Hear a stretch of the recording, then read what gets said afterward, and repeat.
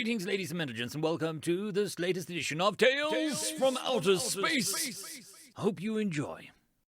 The Honorable Ones, written by Mr. Anderson 102. Ambassador Woods sat tapping his fingers against his leg in annoyed anticipation. He'd been waiting for over an hour, and he didn't like to be kept waiting. The Formarian Empire was really trying his patience. Suddenly, a woman walked over to him and signaled that the council would see him now. He thanked her and walked to where he was expected. The council chambers were rather smaller than he thought. He'd been expecting a large room designed to intimidate and inspire fear, but as far as he could tell, it was really just a big boardroom, not all that far off the ones back home.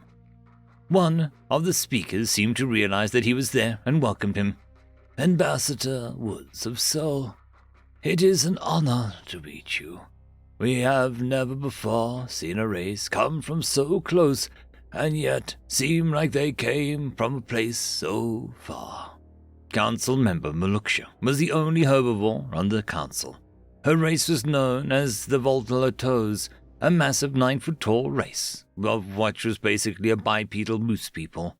A proud and old race, but still the only herbivores left of the council. Ambassador Woods bowed to show his respect and then addressed the 5 council members in front of him. "It is an honor and a privilege to be here. I thank you for inviting my humble race to these proceedings." The ambassadors had been trying to make a good first impression, but it seemed that at least 2 of the 3 council members were agitated. Maybe his opening was too much. Yes, sir. Let us press on to the matter at hand, shall we?" One of the other races, Woods thought he was an Inreki, responded in a no-nonsense tone. He wouldn't see much of the man due to his ceremonial robe, but this general size and rudeness seemed to fit. Inreki are one of the smaller races, but what they lack in size they more than make up for in sheer viciousness, with razor-sharp claws that can cut through almost anything just shy of reinforced steel. Looking very similar to a small bear, they'd almost be considered cute back on Earth. "Yes, sir, let's." The woman next to him looked like a cross between a wolf and a dog, with a thick black fur and her fair share of scars across her face and neck. She looked like she'd seen 100 battles and survived them all. He knew her immediately as a Wikitar. The other 2 didn't say anything, but Woods recognized them from his many years in military intelligence. Rather hard to forget the not-so-pretty faces of the Galagans and the Morian's genetic cousins, but aside from that, they looked nothing alike, one looking like a boar with very sharp teeth, and the other looking more like an eagle with 4 arms and no wings. "You are here before us today to represent your peoples, but as far as this council is concerned, you're just another small species to tread in our shadow," the short Inreki said with next to no hesitation and a sinister smile plastered on his face. "So if you want to join the council and become a species under its protection, then you'll either have to pay with resources or blood." Now, the only ones without a smile were Woods with an expression of cold determination and the Maluksha, who didn't like to see the carnivores bully a new race. But she couldn't do much to resist them herself. Her race had been on the council since the start, but shortly after they'd met with the Wikitar and the Inreki, the council had started to become more carnivore than herbivore, and they certainly meant to keep it that way. Woods had hoped that the council would be better than previously observed, but alas, his hopes were crushed, although not entirely. "If I may, council members, I have an alternative offer," Woods said with a straight face and a commanding tone that quieted the room a bit. What might that be, little one?" This time it was the Galagan who spoke up. "I offer you a chance for us to get to know each other better before you make us choose between the 2 ridiculous choices. I'm extending a personal invitation to each one of you to come and visit Sol. We are just finishing production of our first Titan-class ships, and it would be an honor if you were all in attendance." Woods knew that none of the races before him knew what a Titan was, so by all accounts, they were in for a shock. The carnivores and the council talked amongst each other, and after a few moments they came to a decision. "We accept your proposal, but we do not see how a race this new to the stars as yours will have anything of interest to us other than the materials of your ships themselves. The Wicketa looked almost confused by the counteroffer, just as the other members, even the Muluksha, but couldn't see any reason why not to indulge the little primate. For the first time since the meeting had started, it was now Ambassador Woods who had a sinister-looking smile on his face. "Oh, I'm sure you'll find the trip to be very much worth your while, Council Member Jaskuk, and certainly, at the very least, one to remember." "Fine, we will make the proper preparations, and we will meet at the coordinates of your whole world. These meetings are adjourned." The council slowly stood up and walked out of their respective quarters to begin preparations, although not the same ones the old ambassador had been looking for. About a month later, the ships started to arrive, each council member opting to bring their own ship instead of sharing one together.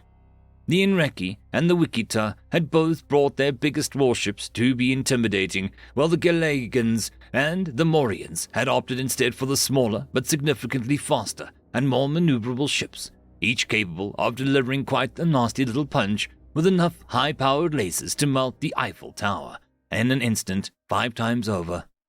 By comparison, the Volotos ship was a toy. It had next to no visible weapons and was half the size of even the smallest ships brought, but it looked like it was designed to take a hit and still make a speedy escape than it was with dealing damage.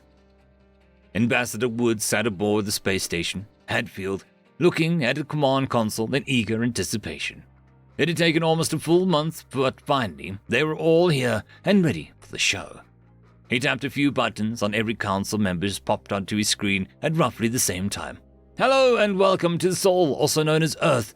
It's good to see you all again. I hope your time traveling here wasn't too uncomfortable." Yes. Let us not waste any more time, Ambassador. Where is the so-called ship you wished us to see?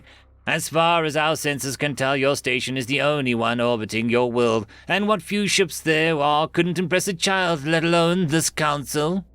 The Inreki was always impatient as ever, probably itchy to start their own malicious plans. "Apologies, Council Member Verum. We are expecting Tom Kenny shortly. It is taking longer than we thought for it to arrive." Woods had a hard time holding back his grin, as he got great joy from making the council members wait. Even if he knew that they were up to something, he wasn't worried. "Fine, but be warned, we do not like to be kept waiting." And with that, all but one of the members signed off, leaving Woods looking at Council Member Muluksha, with only the slightest of confused looks on his face. She looked like she wanted to tell him something, but refrained. "I look forward to seeing your ship, Ambassador." And she was gone. "She really wants to warn us. We'll have to take that into consideration," he thought to himself, while inputting a new message into his console. "Command is going to want to know about this." Another hour later, and the Inreki had lost all patience. He ordered his ship to move closer to Earth, and the others followed suit. "Council members, I see that you're closing the gap between yourselves and Sol." "May I ask why?" Woods knew damn well why, but he just wanted an excuse to annoy them a little more. Without even responding once, the Inreki ship had closed enough to the gap. 2 more ships dropped out of FTL, right behind the rest, and then another, and another, until there was a small war fleet heading for Earth, consisting of the original 5 plus 8 more. Woods hailed the Wicketa, this time asking the same question again. "May I ask, what is the meaning of this?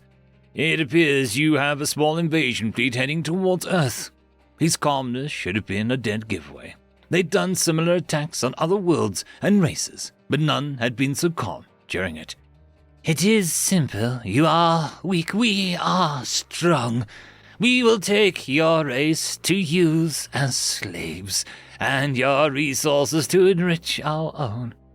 And there is nothing your pathetic species can do to stop us."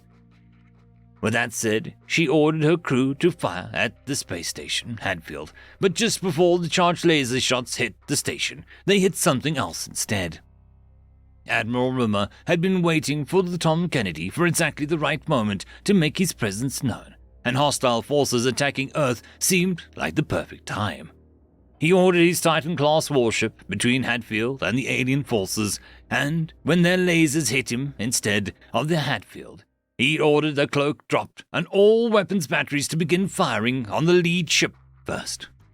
The Inreki never stood a chance against 4 railgun shots landed dead center, cutting through the shields and hull like a hot knife through butter. It was quite the spectacle. Titan-class ships are big, roughly 3 miles long, with enough firepower on board to destroy a planet 5 times over, and enough armor and advanced shields to take just about the same damage as well. It was an absolute beast with 4 hull-mounted railguns, but unbeknownst to the council races, it wasn't new, and it wasn't the only one humanity had at its disposal. After losing the Inreki council member to the vacuum of space, the Inreki forces seemed to slow down by a considerable amount. They don't seem to be good at losing leadership, something to keep in mind for the future. The Admiral had been taking personal notes on the enemy forces since before the battle even started, and he thought, at least for the moment, he'd figured them out. They focused on strength. The stronger you are, the more they feared or respected you. He intended to make them do both. He punched in orders onto his console and watched as 3 other Titan-class ships appeared out of nowhere, circling the enemy fleet like sharks smelling blood in the water. The remaining ships started to fire on the Titans, but it proved a pointless effort as each of the 4 Titans' railguns picked a target and simply watched them vanish.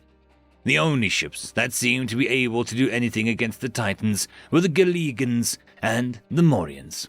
Although anything simply consisting of dodging and firing pointless laser barrages at the massive ships whose shields were barely even flickering. All it took was 1 hit each, and their ships cracked like an egg on concrete. Once the 3rd council ship had fallen silent, the only ships remaining were the Varatos and the Wichita. The Admiral sent out the message. "This is Fleet Admiral Arnold Rimmer of the United Earthship Tom Kenny. If you surrender, you will be treated with respect and given the opportunity to return home, so long as this sticky little situation doesn't lead into a greater war. One I have no doubt that you'll badly lose. So what is it going to be?" The Varatos were the first to respond by powering down the few weapons they had on board, not that they'd even fired them, as the Admiral had noted. Suddenly, instead of Tom Kenny making demands, it was the Wichita Council member Juskuk screaming in anger, "We will never surrender to your trickery! You may have fooled us this time, but you will pay!" She almost sounded defeated through the yelling, almost as if deep down she knew that she was wrong and that it was her race that would pay along with the others for trying to bully every new race they came across. "So be it. Fire!" Admiral watched as 4 ships fired a single shot from one of their 4 hull-mounted railguns, and the Wichita simply ceased to be. The only evidence being bits of space debris and bodies of crew floating in space. "Attention, Varados ship. You are about to be boarded. The men who are on their way to take you and your ship prisoner are incredibly well-trained and use kinetic weaponry. So please, for your own sake, please don't resist. My men are under orders to be gentle and take both your crews and ship in one piece." Without even being asked, Malaksha sent a message back. "Admiral, you and your men are most welcome. Any race who demonstrate the honor that you have shown us today is a friend to the Varatos." Malaksha couldn't believe her own eyes when she first realized her ship was the only one left, even more so when a tactical officer told her that none of the human ships had even come close to firing at hers. True honor, as her people put it, is to know when to kill and when not to kill. And the humans seemed to demonstrate that quality with near pinpoint precision, having eliminated any ship that fired upon them. She thanked the stars that she had ordered a ship to hold fire. A few days later, Ambassador Woods was sitting in a large room with 2 different chairs, one for him and one for his honored guest. The boarding party had been met with cheers of praise more than anything, and the Varatos on board weren't afraid to show their disgust for the other council races and their happiness at humanity's ability to combat them so effectively. Malaksha had been taken on board a shuttle and been directly transported to the Hatfield where Ambassador Woods was waiting patiently. Shortly after arriving, Malaksha had been escorted to the interrogation room where Woods sat. He was looking forward to the next part. End of story. I just quickly want to thank the Tier 5 patrons and channel members: Alithia Barkey, Cam Maxwell, Caspar Arnholtz, Albard and Guster, Arcadian, Lord Azrakal, and Joachim Backer.